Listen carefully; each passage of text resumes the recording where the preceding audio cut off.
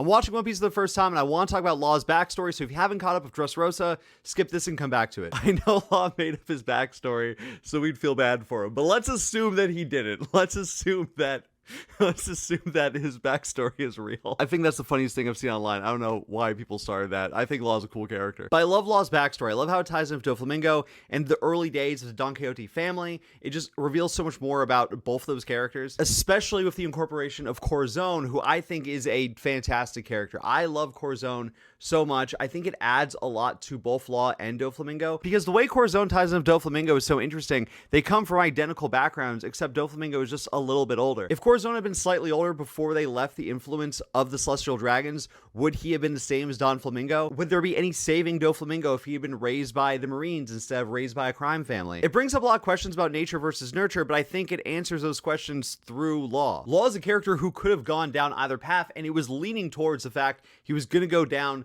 the Doflamingo path, because that is definitely where his headspace was. It didn't seem like there was any salvaging this kid when they took him in. But because Corazon was there for him, to love him, to sacrifice for him, to show him that there was compassion in the world, it saved Law from turning into Doflamingo. Now, the circumstances of their childhoods are very different. Maybe there never was saving a Doflamingo no matter who raised this kid. But I love the way these three characters intersect with each other, and this whole thing taught so much about Law's devil fruit and his passion for being a doctor and why he's a doctor, and just like it revealed so much about the character that I felt like was really needed, because he was cool and mysterious, and now he's cool and I understand him, and I like that we got that here. What do you think about Law? Do you think he made up his backstory so people would feel bad for him? Let me know in the comments. If you haven't already, give me a follow.